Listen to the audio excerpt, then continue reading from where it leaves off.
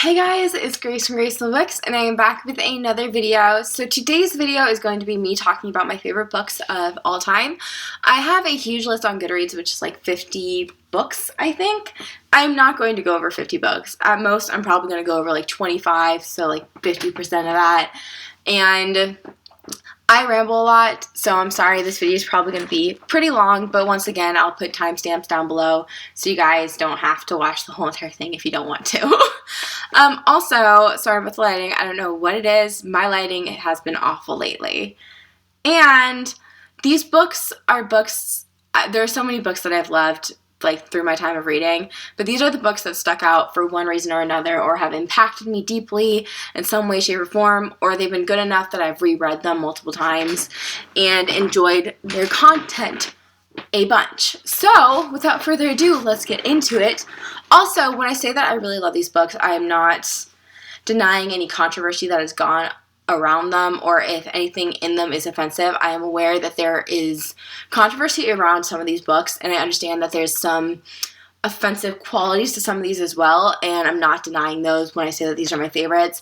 I am aware of them, and I most likely will address them if I'm aware of them while talking about the book as well. So please don't jump the gun and assume that I'm entirely ignorant to some of the problems that some of these books have. I am aware of them, and I will try to address them if I am aware of them as well while talking about them. So without further ado, let's start. So the first book I'm going to talk about is one that I do not own, which is The Secret Lives of Church Ladies by Deisha Filia. If you know nothing about this, this is I would consider it an adult, but I'd like to think that people from younger groups can read it as well. But it is a short story collection that is fictional, and it follows young black women or black girls who have some sort of relation to God, and something about who they are that conflicts with their religion or their relationship with God, or they no longer have a relationship with God because of things that they have gone through themselves regarding their personal identity and who they are as a person. There are so many short stories. I've read a couple of short story collections and have not really vibed with them. But I read this one and I immediately fell in love with each short story. Obviously, there's ones that I prefer to other ones in this, but this short story collection as a whole really impacted me. I got very emotionally attached to certain characters in it and their stories, and I got emotional, cried a couple of times. Definitely was heavily impacted by their stories and their voices, and Deisha Filia just does a fantastic job of capturing you within the first couple of words of each short story, which I feel is rare in collections like that, because most of the time I just zip through them and don't really have a standout story, but almost every single one of these stories stood out to me in one way, shape, or form, and I really, really appreciated that. I think she just has a way with words and manages to make you feel connected to the character almost immediately, and despite this being more of a religious one, I feel like it's one that anyone could relate to. I am religious myself, and I feel like I could relate to this series of stories simply because there are a lot of parts of me that conflict with my religion. There are a lot of parts of my identity that would conflict with my religion, and I am aware of that, but I'm still religious, and I still keep my faith, and I'm still proud of who I am. So I feel like this collection really pinpoints a lot of things and a lot of struggles that I feel like religious people go through, and I really, really appreciate that, and I think it is just a very moving set of stories that I think everyone should have access to and everyone should give a chance.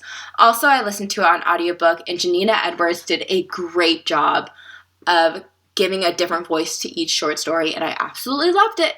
So, I would highly recommend this one. So moving on to one of my more controversial ones, and that is Burned by Ellen Hopkins. This is the first book in a duology, contemporary duology, and we follow a young girl named Patton Von Stratton who is raised in a religious household. They follow and practice Mormonism, and it is a very abusive, kind of oppressive situation that she's found herself in, and her father is not the kindest of men, and their religion, or as it's practiced in this book, is very inhibiting towards sexual activities and like sexual orientation and things along those lines. And Patton is coming of age to the point where she wants to explore that aspect of her life and herself, and her father doesn't really allow it, and she rebels as most teenagers would in this situation and find herself in some hot water. And as a result, her father decides to send her off to live with her aunt, who lives on a ranch in the middle of nowhere, and she kind of gets to find herself a bit more, explore herself a bit more, and meet a guy along the way. So this story and duology is controversial simply for the fact that it talks about Mormonism and in a negative light as well. So a lot of people take issue with that, especially people who are Mormon, and I am not Mormon, so I can't really speak to the legitimacy of how it's portrayed in this, but I'm going to take people's word for it and say that it doesn't portray it properly. But I think that's kind of the point, because I feel like this story talks about religious abuse and spiritual abuse, which is a very real thing that a lot of people go through. And I feel like in most of those cases, a lot of times the religion is not being portrayed properly, and it's being used as some sort of power move to kind of oppress and hurt someone. And I think that's the point of this book. I don't think it's supposed to represent Mormonism properly. So that's just my take on it. And I still end up really loving this book just because I feel like there's a lot of things that I can relate to when it comes to Patton as a character. And I got very emotional and very attached to her. And the second book is just as good as this one. I absolutely love it. And I love her story, and I love following her journey, and so on and so forth. It's just a very, very good book. And also, Ellen Hopkins is kind of the catalyst who got me back into reading.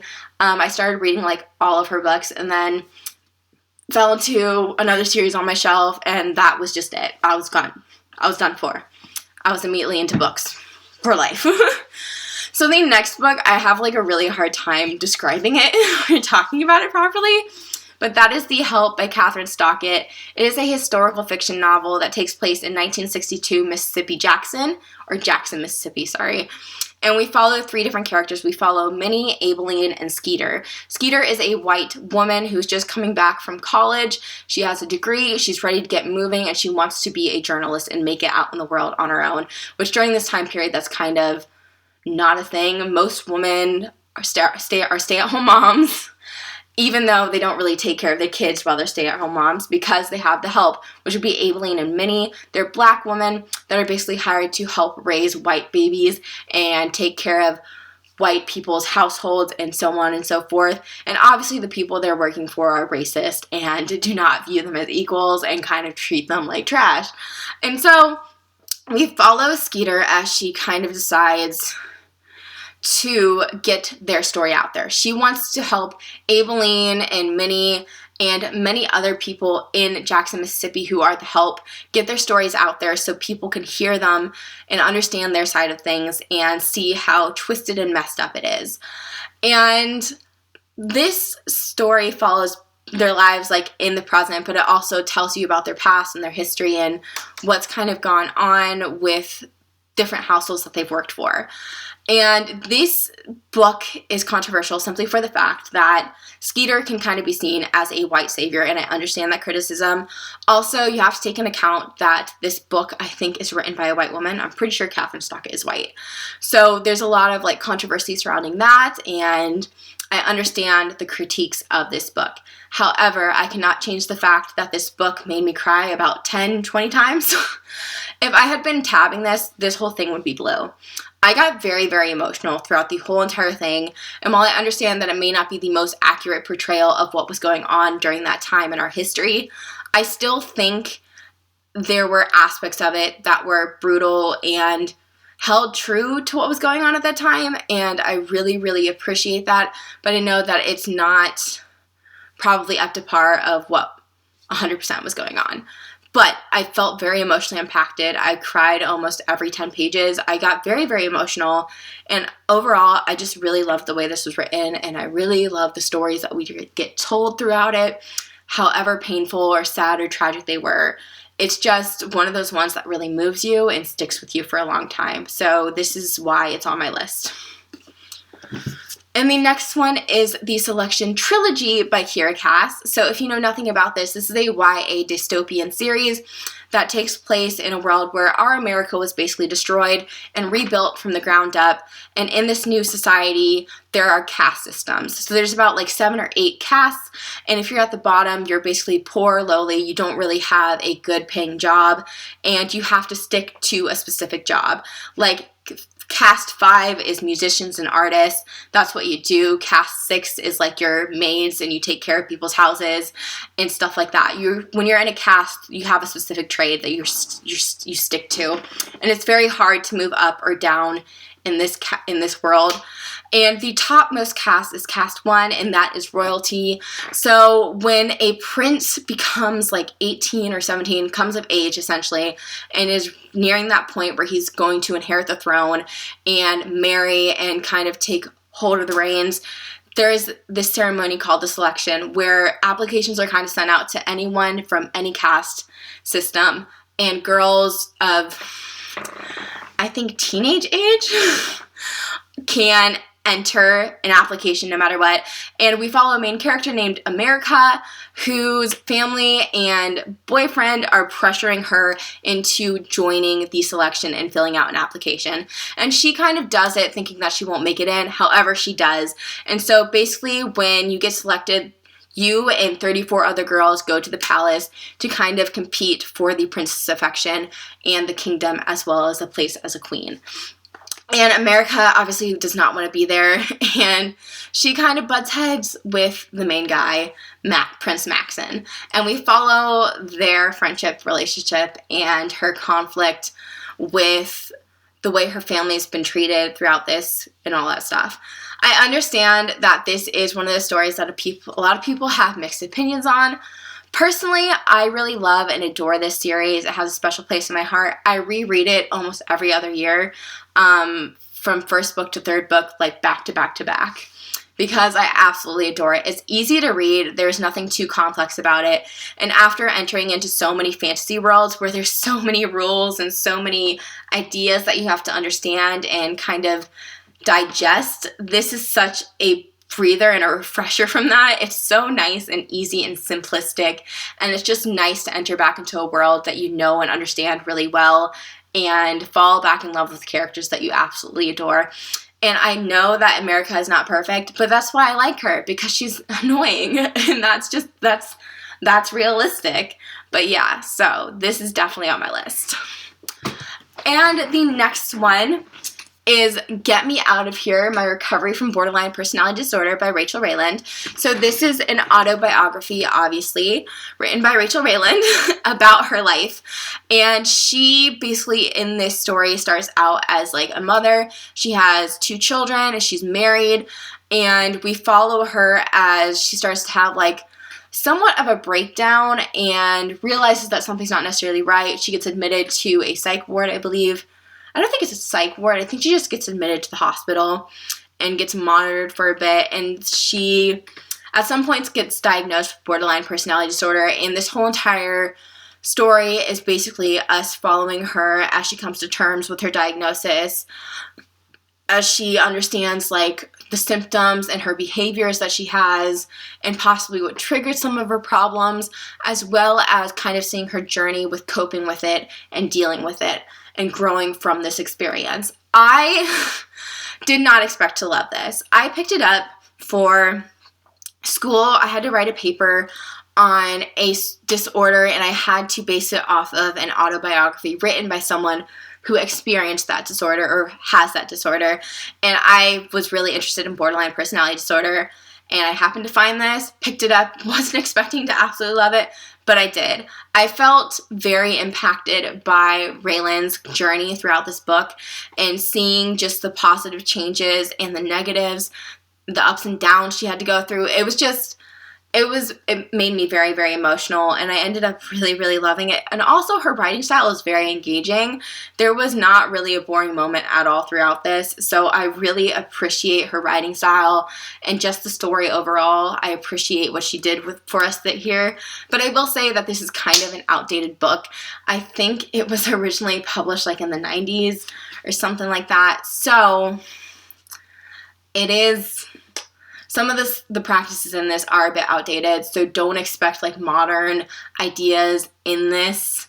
It's a bit outdated, just simply for that. So just be aware of that. So the next one is like my most favorite series of all time, and that is the Great Library series by Rachel Caine. And if you know nothing about this, this is a YA fantasy series that takes place in a parallel universe where the Great Library of Alexandria was never destroyed and is still standing. And this series takes place in the year 2025, where the Great Library basically is a sole governing power over education, knowledge, and the distribution of books. And basically, it's illegal for people to own physical copies of books. And the library heavily monitors what people have access to in terms of books and knowledge, because knowledge is power in this world. And the library's sole purpose is to protect that power and make sure it doesn't get into the wrong hands. So as a result, they heavily monitor stuff. And our main character, Jess Brightwell, who is from the UK, his family is a group of book smugglers.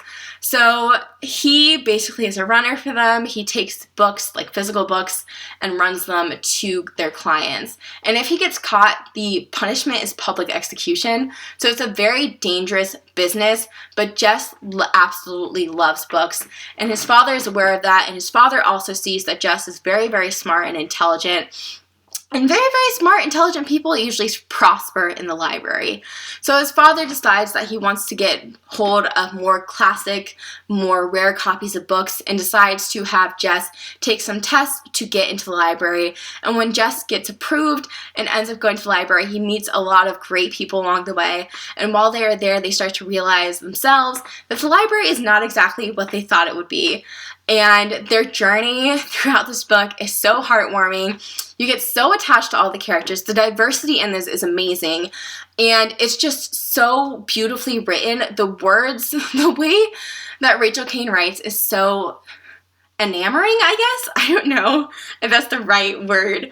But she just, the writing is so beautiful and like eloquent, and you just fall into it. And I love the magic system that's in this world. It feels almost realistic in a way, which is very odd because it's fantasy. But I absolutely love it. And also there's kind of like steampunk gothic vibes in a way because of some of the other magical elements in this book. I really love it. And the found family aspect of it is so fantastically done. It's my most favorite one of all time that I've ever read. So highly recommend it.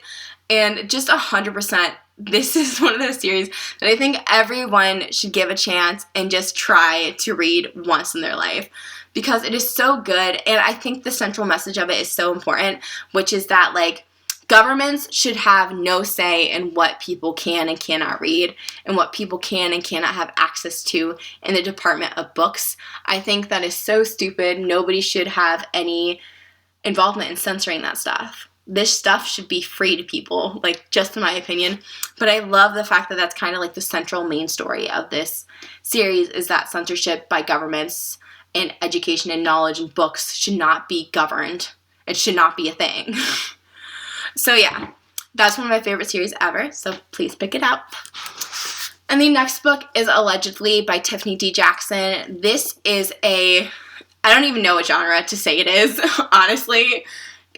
I guess you could pitch it as like contemporary fiction or something like that. But just to tell you what it's about, it follows a young black girl named Mary B. Addison, who when she was a child was put in baby jail because she was accused of killing a little white baby that her and her mom were babysitting at the time. And she goes through baby jail, and now as like a teenager, she is in a group home with a bunch of other girls who are considered to be troubled or dangerous to society. And Mary somehow ends up pregnant in this story. And we follow as she realizes she cannot keep this baby because of her prior conviction. So she decides to kind of attest it and do more research into it to try to prove her innocence so that she can get out of this shitty situation and make a better life for herself as well as keep her baby in the end. And this is not what I was expecting it to be at all. I went into it with a certain mindset of, okay, so this is what the plot's going to be. It's going to follow this, this, and this. That is not what it did at all. It blew my mind with the direction that it decided to go in, that Jackson decided to go in. and I absolutely loved every second of it. On top of it, this book just keeps you on edge the whole entire time. Because Mary's in a dangerous situation. The group home she's in isn't a safe place. The adults are neglectful. They don't care about the kids at all. And the kids themselves are violent and aggressive. But it's literally because they're in a shitty situation and nobody's really taking care of them or helping them learn how to cope. And the therapy in this book is a joke. So it's so interesting because you're scared basically the whole entire time. You're on the edge of your seat. You want Mary to be safe. You want her to be okay. You want her baby to survive. And you want everything to be fine, on top of the fact that you're cheering for her to prove her innocence in this case. And it's a journey is all I'm saying. It's a journey. And by the time you finish it, you're like, oh. But you're also mind blown because it's just, I love it. I love it, I love it, I love it. This is like my most favorite book of last year, and I think it'll stick with me for a very long time. So the next one is This Is Not a Test by Courtney Summers. I think this is considered the first book in a duology, but I don't think you actually need to read the second book at all. So just keep that in mind. You can read this as a standalone. But anyways, it is a YA post-apocalyptic book, and it follows a young girl named Sloane who is from a very abusive, kind of toxic home situation, and she has no desire to live. She's very suicidal, and she ends up kind of getting her wish when a zombie apocalypse kind of breaks out. And it's very easy to kind of die in that situation. However, she ends up trapped in her high school with a bunch of kids that she used to go to school with, and they're all trying to survive except for her. And there's also tension within the group as well, and we follow Sloane's perspective as she kind of contemplates the best way to kind of abandon this group and kind of peace out, basically, in lighter terms. Because that's not what I mean, actually. I hope, yeah, that makes sense. Anyways, so this book is just fast-paced. You pick it up and you can read it in one day, literally. It goes by so quickly, and the pacing of it is done so well. You're on the edge of your seat the whole entire time. You don't want to put it down. You want to know what happens to Sloane and the other characters in this book. You're cheering for them to survive, and you're cheering for Sloane to realize that life is worth living and that you should fight for it. And I just love the character dynamics in this book. I think it's very indicative of what would happen in an actual zombie apocalypse. And I absolutely adore that we're given a new take on this scenario, because a lot of times you're reading from the perspective of a character that wants to live and wants to survive, but in this one you're not getting that. You're getting the complete opposite. And I really appreciate that Courtney Summers did that. And this is one of her books that is less talked about, and I don't understand why, because I think it is so good. I'm not entirely sure if the accuracy of the mental struggles and the emotional struggles that Sloane is going through is done properly. That might be why, but personally, I really enjoyed this book, and 100% would recommend it to people who are looking for a quick read that's fast-paced and just addictive. It's so good. And then the next one is the Captive Prince trilogy by C.S. Pacat. Now, hold your horses. I understand that this book series is controversial as all hell. And I understand why. There's a lot of graphic content with rape, pedophilia, and slavery. So if you know nothing about this book or this series, it follows a prince named Prince Damianos. He's set to inherit the throne after his father dies. However, his bastard brother kind of has other plans, tells the whole entire kingdom that Prince Damianos is dead, but Damianos isn't dead. Instead, he's being sent to become the new sex slave to his mortal enemy, Prince Laurent of Vere. Now, as you can tell from that synopsis alone, this series is very messed up. But hear me out. Basically, the reason I love this book is because we're set to hate Prince Laurent. In the first book, you end up loathing him. And also, this is pitched as a romance series. However, the first book is not romance at all. It's mainly political focus and more culturally focused than anything. And it's kind of to set you up to hate Prince Laurent and cheer for Prince Damianos and his people to come out on top in this situation. And we're following Prince Damiano's perspective as he kind of sees Lauren's world through a foreigner's eyes. In Lauren's world, rape is okay, pedophilia is okay, and slavery is okay. And all of these things are things that are obviously not okay. And Damianos is aware of that. He thinks the same thing because in his culture, those things are not okay. So this does not romanticize those things. I understand a lot of people think it does, but personally to me it does not, because we're reading from the perspective of someone who thinks this stuff is messed up, because it is messed up.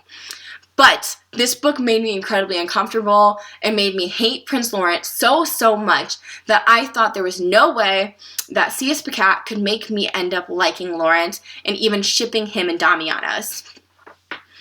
You want to know what she did?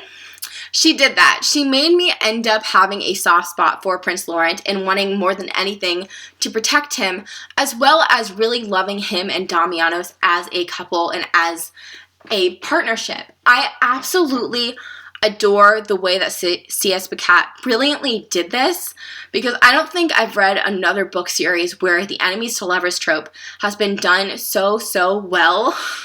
Because I've never started an enemies to lovers book straight up viscerally hating the love interest and wanting him gone, wanting him dead, wanting nothing to do with him, and then ending it on a high note and ending up loving him so much without, like, the actions, the previous actions he's done being considered okay or right, because they're never justified.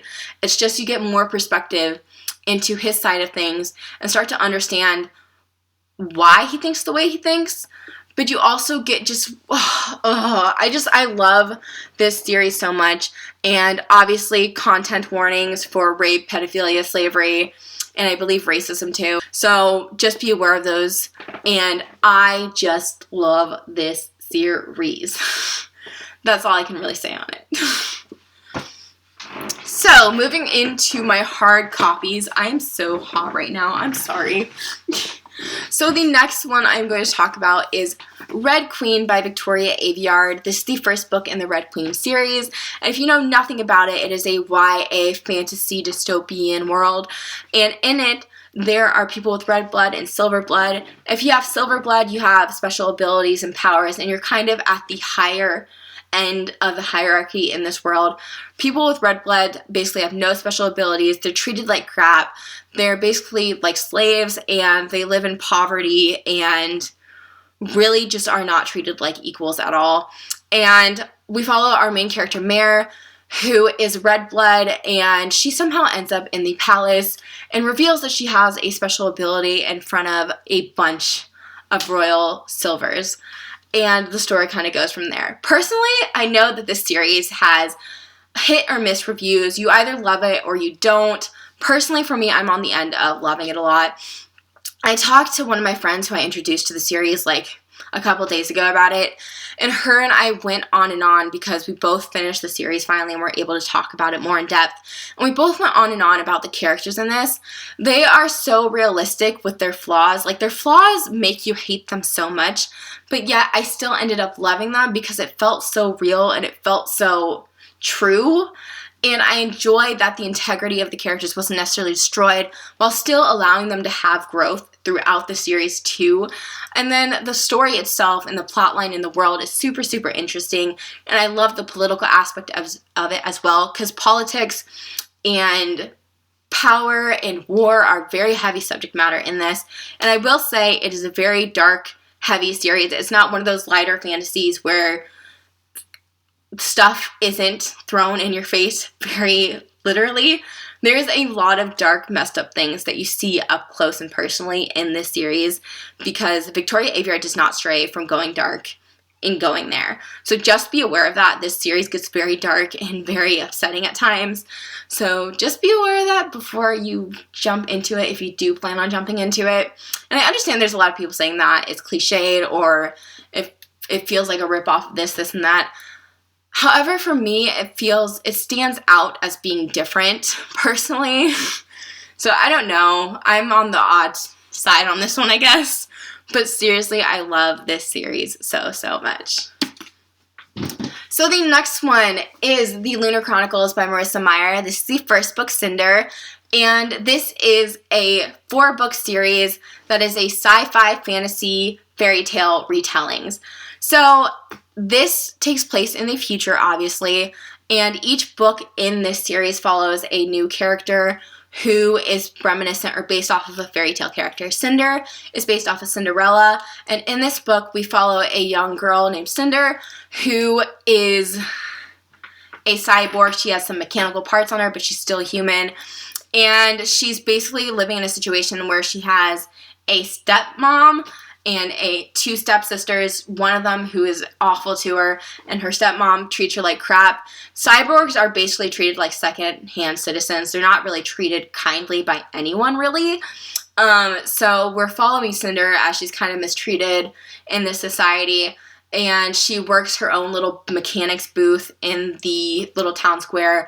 And on top of this, in her world, there is a plague that's going around that once it gets you, you're basically dead. And then on top of that, there is a possible intergalactic war that's about to start too. So we have all these aspects to it, and while Cinder is working in her mechanic shop, the prince shows up with a job for her. And she gets involved in politics and so on and so forth. And then each book we get introduced to a new character who gets involved with Cinder and her adventures and the main plot of this story. And honestly, I just love this mainly because the female characters are kind of the badass ones. They're the ones who take the lead without being assholes. And they kick major ass throughout the whole entire thing. And the guys are kind of like soft little beans that you just want to protect, or they're funny and charming. It's refreshing to have a series where the girl characters are the main heroes in it, and they actually kick major ass, and it's refreshing, and it's great. It's well written. The story is complex and interesting. I really love stories that are political, and this one's definitely that. Also, I just loved the sci-fi aspects because this kind of introduced me to sci-fi, and now sci-fi is one of those genres that I do really enjoy. I just haven't explored it as much as I want to. And this one is lighter on the sci-fi. It's not super heavy sci-fi. So if you're trying to get kind of introduced to sci-fi, I would suggest picking up this series because I think it does a good job of kind of introducing you to it.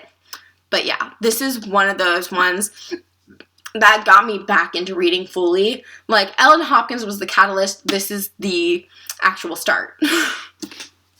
So the next book is the Generations trilogy by Scott Sigler. The first book being Alive, and this is a YA sci-fi series trilogy, and I can't say too much about it without spoiling the entire thing, but basically a girl wakes up in a coffin. Once she gets out of that coffin, she realizes she's in a room full of coffins, and they're filled with children just like her. So that's where our story begins, and that's all I can really say. Just know that this is the book that really got me on a sci-fi kick. After reading this, I realized that sci-fi might be the genre for me. I haven't explored it too much since this book, sadly, because I'm too scared that I'll pick up sci-fi and be what the heck. So if you have any suggestions for other sci-fis that are really, really good, please tell me down below, because this one sold me on the sci-fi genre as a whole. And just to make it more clear, this is the most unique plot I've ever read about in any book ever. I have read probably 100 books since I picked this one up, and none of them have come even close to having a similar plot to it. And I just think that's amazing, considering nowadays most stories have kind of a central plot that is kind of similar, but they kind of make things unique in their own way. However, this one, I feel straight up, there's never been another story like it. But that might be a bold claim of me because I haven't read that many books. But personally, I've yet to pick up a book that's as unique as this one. And I really, really love the plot and the world building and everything that goes with it. The sci-fi aspect of it is so, so cool and made me really realize that sci-fi might be my thing. So the next one is A Song Below Water by Bethany C. Morrow. This is the first book within a duology, and if you know nothing about it, it is a YA urban fantasy. We follow two characters, Tavia and Effie, and in this world, mythical creatures and mythical beings actually exist, and people are aware they exist. So there's Ilocos, who are widely accepted accepted. And then there's gargoyles that kind of just chill and do whatever. And then there's sirens, who are basically black women who can use their voice and their singing voice to kind of compel people into doing what they want. And sirens as a whole are mistreated, misunderstood, and kind of devalued as people. People kind of fear them and more than anything want to silence their voices. And we follow Tavia, who actually is a siren, and she wants nothing to do with her siren side of her life. She wants to find a way to control her voice and find a way so that she doesn't have to use it or anything like that, and kind of just erase that part of her identity. And then we follow Effie, who is kind of the opposite of Tavia. She doesn't know who she is, really. Her parents' identities are kind of a secret from her. She knows who her mother is, I believe, but she doesn't know who her father is. And her grandparents don't really tell her anything. They kind of keep everything kind of secretive. And Effie really just wants to know who she is. And she's kind of jealous of the fact that Tavia knows who she is, knows at least that she's a siren, even if it's not the most accepted of mythical beings. And Tavia is kind of jealous of the fact that Effie is really loved by Tavia's family, specifically her dad. And there's just this interesting dynamic between the two because they treat each other like sisters, and basically they are. Effie lives with Tavia's family and they're super, super close. Their friendship is so beautiful, but we also follow in this world as a young black woman is murdered, and her case is kind of just brushed off to the side because she's accused of being a siren after her death. And that's the first sign of like super massive mistreatment and behavior towards women who are sirens. And on top of this, we also follow as one of Tavia and Effie's most favorite YouTubers comes out as a siren and reveals her true identity, and a movement basically starts that's similar to Black Lives Matter and Say Her Name. And I just love the correlations between real life and this book. And I think Mara did a fantastic job with the pacing. There were so many like moments where it was going super, super quickly and you were super invested. And then she kind of took a moment to like back up and like slow it down a bit. But something was still going on. And I absolutely just loved the world in this. I think it's so cool when you bring mystical and fantastical elements into a world that we know and understand already. It's just so cool. And once again, I just really love the topics that are covered in this. I feel like it helps people to understand what's kind of going on in our world right now better. And I just really appreciate that. I just love this book. I love Tavia and Effie, and I love their stories. And I'm so excited for the second book. I already have it pre-ordered. I'm pumped. I'm ready to dive into it. And also the cover for that one is stunning, just like this one. I'm just ready. I really, really love this book. And if I remember correctly, this is her debut novel, so I'm really looking forward to future stuff from her. And so the next one is The Winter's Curse by Marie Rutkotsky. We're kind of flipping the script here, I guess, a little bit. But basically, this takes place in a world where we follow a young girl named Kestrel who is from a place of privilege.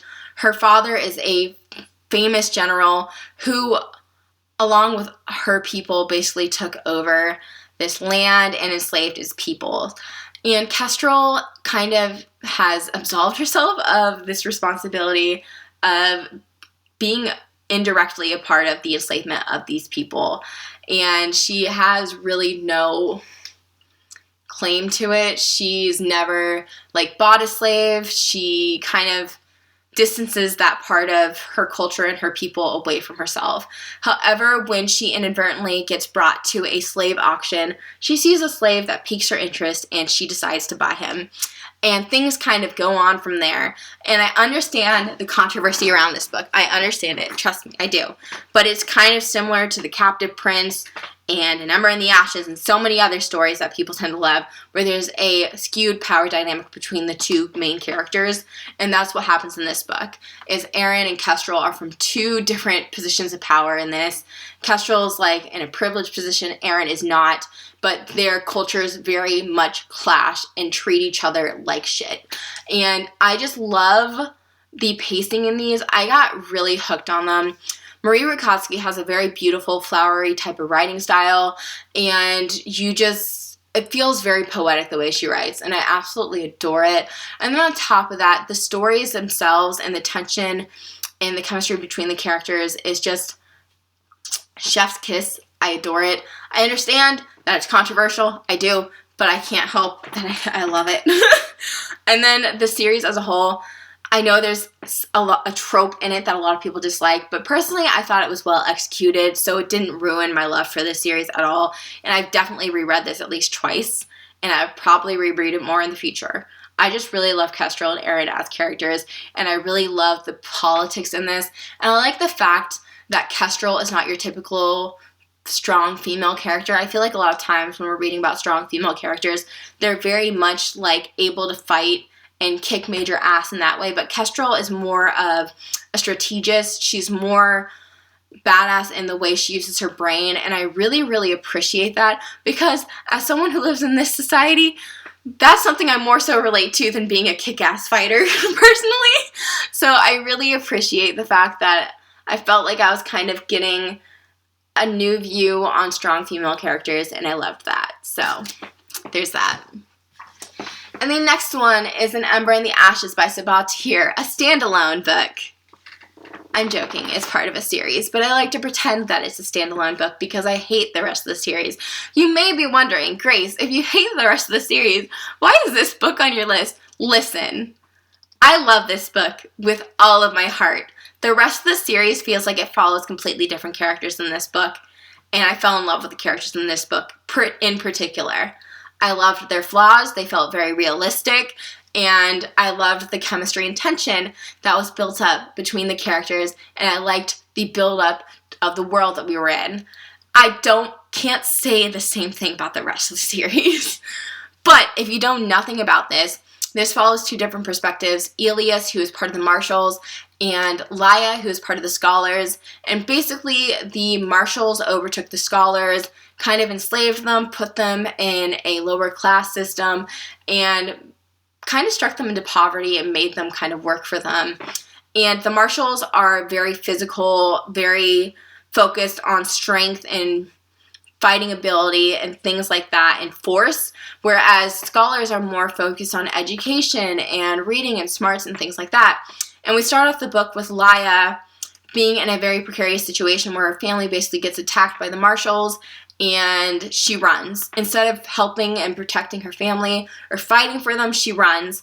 And while she's running, she's like, I can't be a coward anymore. Like, I literally just let my brother get taken away, and other people in my life just get completely screwed over, and I need to do something about it. So she knows that there is a resistance that's trying to go against the Marshals, and she decides to find them and hunt them down, and they decide that she would be better served as being a spy for the commandant at Blackcliff, which is the school where they basically train Marshals to become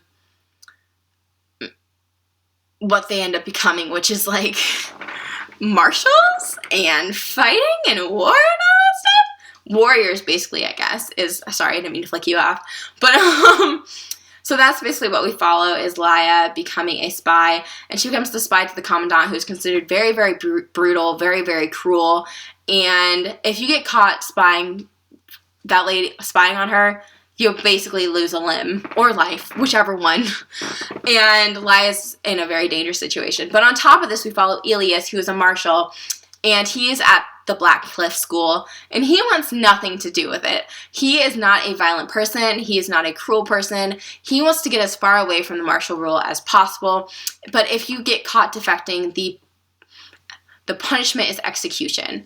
So it's very dangerous what he's doing. However, before he decides to escape, one of his friends, Helene, stops him and tells him there's an important like message or ceremony going on. Come on, let's go.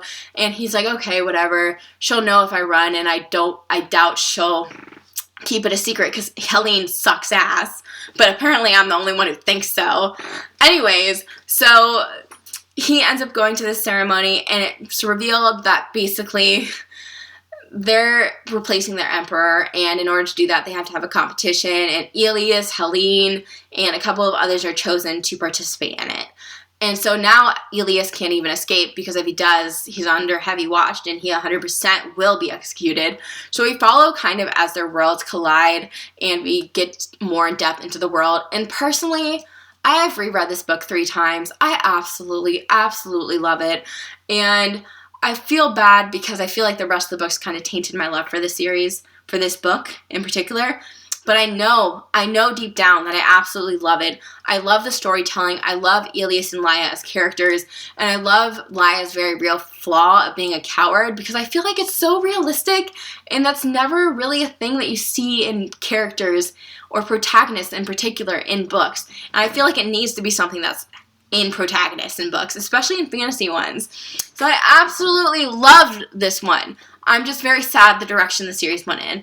So this is the only book I own. However, I've read like 1.5 of the other books. I just really love the characters in this one, and they got ruined in the rest of the series. So, and now we're down to my final one, finally. And that is Renegades by Marissa Meyer. This is the first book in the Renegades trilogy.